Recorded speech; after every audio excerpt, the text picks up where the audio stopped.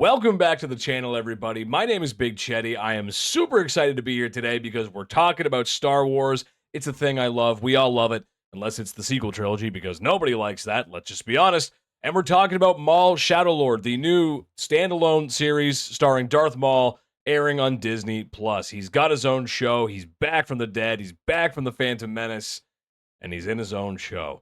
Now, a couple months ago, I was actually a little nervous, maybe a little hesitant about this series because I know how Darth Maul's story ends. I really like the arc that he got in the Clone Wars show, especially season 7 Clone Wars. I really like where they went with Darth Maul in that, and I enjoyed some of the things they did with Maul and Rebels. I think there's some cool stuff there.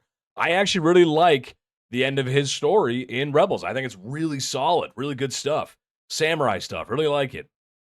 But I know how his story ends, and it's definitive. He's done. It's good. It's kaputs. He's done. So I was a little nervous to see this series come out and see how they're going to handle that. Like, would I really be interested in a series of an in between that? And right now, 4 episodes in, because this is a review of the first 4 episodes. But basically, this is a show about Maul after season 7 of the Clone Wars. I'm not exactly sure how many years it's been since that. I don't know if they mentioned that in the series. I'm going to miss that. But it takes place on a planet called Janix. I'm not exactly sure where that is in the galactic map, because if you've seen where that galactic, how big that galactic map is getting, there's so many planets in there. So it's not Coruscant. I think a lot of people will be a little confused with that. And it's a city planet. It's Coruscant. It's not Coruscant. It's another planet called Janix. And it's Maul sort of rebuilding his criminal amalgamation of the Crimson Dawn, Black Sun, the Pikes, just sort of this. He sort of took over a lot of criminal enterprises after season 7, and this is sort of him rebuilding that with like a couple Mandalorians. There's some other Zabraks that look very similar to him, so kind of an interesting idea. And we've got some new interesting characters. I think out of the gate, the most interesting character that is in the show, in my opinion, is this new younger female Twi'lek named Devon or Devon. Devon, I'm not exactly sure. Twi'leks are supposed to be French, so whatever.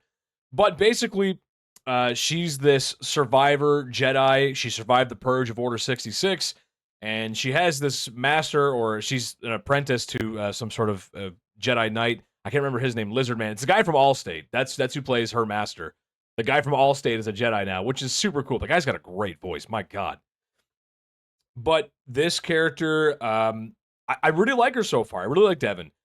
She's definitely conflicted, but also she's really naive. And I thought she was really naive in a really entertaining way, because in the first couple episodes of the show, she interacts with Maul, she meets Maul, sort of captured, not really, and she escapes, and she says to her master, I can't remember his name. I'm getting in trouble because I can't remember what his name is.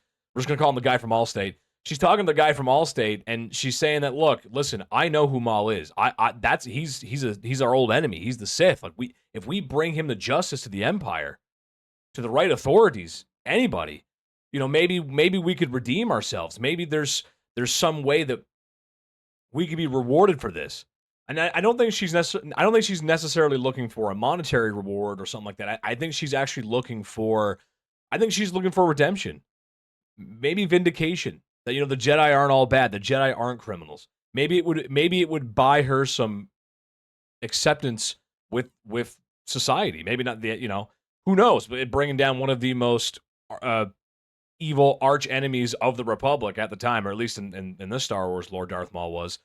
So that I think is a very entertaining idea, because we've all seen the rest of Star Wars, and we know that if she tries to even get close to the Empire, if she's even able to capture Maul, or defeat him, or whatever her plan is, she's not going to get the reward she thinks she is. She is definitely not. Like, it's just a bad idea, and she's really starting to build towards this idea. She's feeling a lot of passionate feelings towards this idea, and Maul is really playing with her. And I can foresee in the next couple episodes of this season, because apparently there might be more seasons.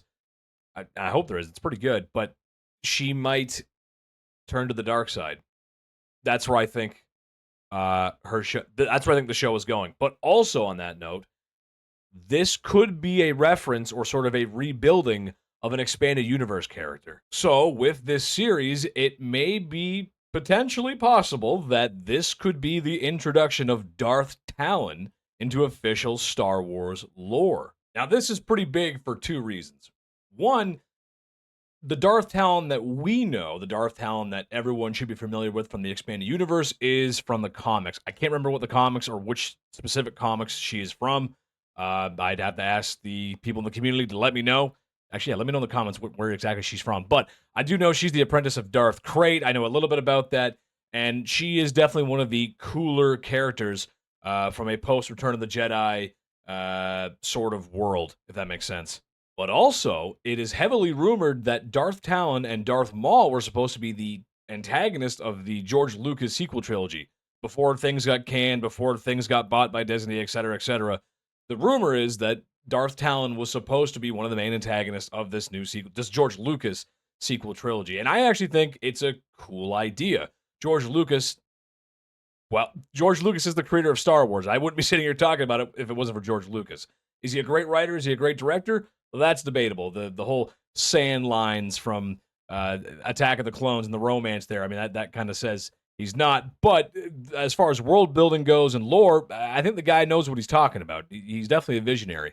And I think there's absolutely good ideas that we could take from George Lucas's side of things and mix that in here to be actual canon, because I think she's a fan favorite character. A little left field, but definitely a fan favorite. So the question is, how is this going to affect Darth Maul's story? How does he train this young girl to be Darth Talon, if that's actually where they're going with this, to be his Sith apprentice?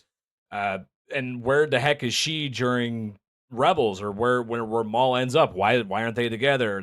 There's a lot of questions, and I think it needs to be handled very carefully, because this could easily go off course, and we could screw up Darth Maul, which I don't want that to happen. But if I could leave everyone here with a prediction, something that I think story-wise makes a lot of sense for Maul and for this new young character, is that perhaps this is his way to get back at Palpatine. His goal might be to get Kenobi, because he's still feeling that urge of revenge, that petty, borderline childish revenge that he has because he took his legs and let him rot there for X many years and suffering, whatever. But this man is about revenge. This creature, this alien, this Sith, he is about revenge. He is the Sith of revenge. And he will have his revenge on Kenobi, but first he needs to have his revenge on Palpatine. And perhaps he does that by training and creating a Sith apprentice more powerful than any of them, more wise, more cunning, more whatever. This is what he's going to leave behind.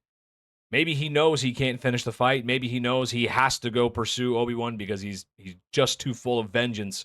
I don't know, but I think there's a part of it where he has to leave something behind, to maybe as an assassin to get the Emperor, because at this point the Emperor is still alive. That's my line of thinking right now. Let me know what you guys think about that. But overall, the show has been good so far. We're only 4 episodes in, and we've been introduced to some really cool characters. It's nice to see Maul back in his sort of Don Corleone phase, this ex-Sith turned criminal mastermind, or, well, not mastermind, more like just more mafioso Don boss, which I think it's a really cool idea. It's really interesting to see that. I think the underworld of Star Wars is very interesting. I think a lot of people would agree with me on that. And I think the characters here are really cool. There's a new character, sort of a detective, a gumshoe, if you will, a Star Wars noir detective, who's pretty much, I'd say he's almost cookie cutter. He's sort of a deadbeat dad. He's more addicted to the job than he is being a family man. And he doesn't want the Empire to be involved in Jarix because it's going to be bad for business. Bad. I mean, the Empire will absolutely come down with an iron foot. They will bring their dictatorship, authoritarianism. It's the Empire. There'll be stormtroopers marching on patrol in the streets. You necessarily don't want that. It's not good, because the Empire does let people operate on their own unless they have to come down there and figure it out. So he is kind of right in that, but it does feel a little like he does kind of know what Maul is. So like, why would you not call the Empire to help? It does feel weird that you are sort of holding off on the Empire to giving you backup, and his droid partner's like, yeah, dude, like, I don't know what you're doing. But then we find out in the last episode that his wife works for the Empire. She's an Imperial. So there's definitely something there. He's definitely got divorced dad energy. I actually kind of like him. He's kind of an interesting character. I like him. The son is probably going to play in a part there where like the son's like feeling a little distant from his dad because he's way too addicted to the work. So there's something going on there. But overall, the show is solid, and I can't really talk more about the show because I haven't seen that much yet, and that's why I've waited till this week to make the first video. I was going to make it last week, only saw 2 episodes, but there really wasn't enough to go off of. And unfortunately, this kind of relates to my biggest problem with Star Wars in general, at least Disney Star Wars since they've bought it. And that's the inconsistency with the shows and movies. You could have a movie like Rogue One be really high quality, very good, very awesome, wow, great. And then you get the sequel trilogy, which is horrible. And then you get things like Han Solo, which were okay. I actually liked it. I thought it was okay. And then you get things like the Book of Boba Fett, which were not very good, but sort of okay. And then Obi-Wan, which wasn't very good at all. And the Acolyte, which was horrible. But then you get a show like this which is really solid. Really solid show. Nice to see these characters back, or at least see this character doing something that we wouldn't have really seen him do before. And a big part of that inconsistency for me is not just the quality of what the Star Wars shows and movies have become in the last little bit, but here specifically the shows, it's runtime. The runtimes are wild. You'll have episodes of like Ahsoka, a live action show, being like 27 minutes or 37 minutes. The next episode's 41. Like the runtimes are completely everywhere. Mandalorian did this too. And this show does it a little bit too, where like they're releasing 2 episodes every Monday because the episodes feel really short. I think they're actually like 25 minutes long, which is kind of on par for what the Clone Wars was. It's kind of how long like the average Clone Wars episode is because it used to be on syndicated TV. But there's something just how grand and the presentation of the show, it just feels wrong to have only 25-minute long episodes. In my opinion, this probably could have been a movie. If every episode's going to be 25 to 30 minutes, you honestly just could have made this a long movie.